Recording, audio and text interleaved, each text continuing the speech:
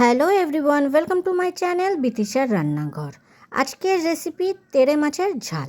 তার জন্য প্রথমে তেড়ে মাছগুলোকে ভালোভাবে পরিষ্কার করে কেটে নেব, ধুয়ে নেব, তারপর লবণ হলুদ ভালোভাবে মাখিয়ে নেব।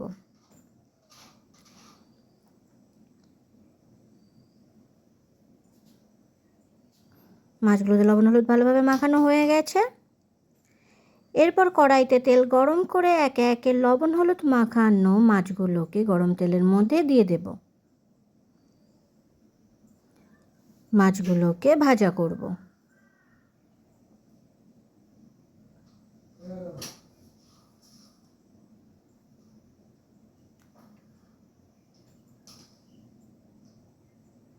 মাছগুলো ভাজা হয়ে গেছে, মাছগুলোকে তুলে নেব।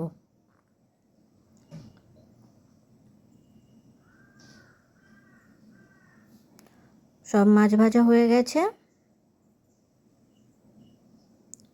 এরপর কড়াইতে তেল গরম করে দিয়ে দেব 5 ফোড়ন। ফোড়ন ভাজার গন্ধ বেরিয়ে গেলে দিয়ে দেব পেঁয়াজ কুচি।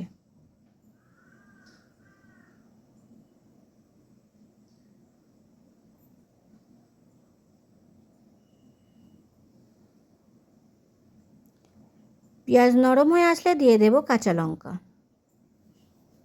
দিয়ে দেব টমেটো কুচি। ভাজা করব।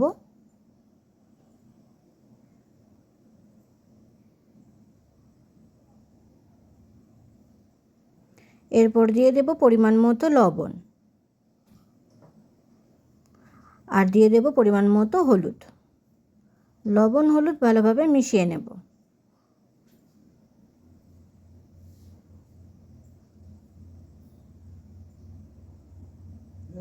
এরপর অল্প পরিমাণ জল দিয়ে একটু নাড়াচাড়া করে নেব যাতে তলায় লেগে না যায়। এরপর দিয়ে দেব জিরে গুঁড়ো, ধনে গুঁড়ো, গোলমরিচ গুঁড়ো, শুকনো লঙ্কার গুঁড়ো। মশলাগুলোকে ভালোভাবে মিশিয়ে নেব, ভালোভাবে কষবো।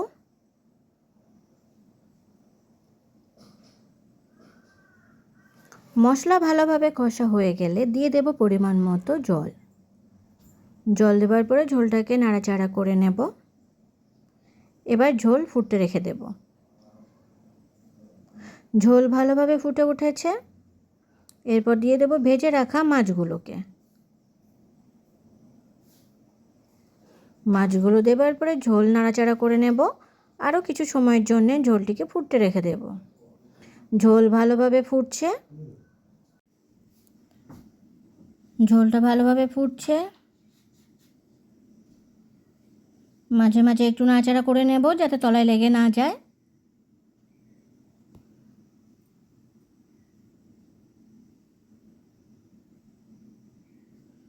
ঝালটা প্রায় তৈরি হয়ে এসেছে। এরপর দিয়ে দেব ধনেপাতা কুচি। ধনেপাতা কুচি দেওয়ার পর একটু নাড়াচাড়া করে নেব।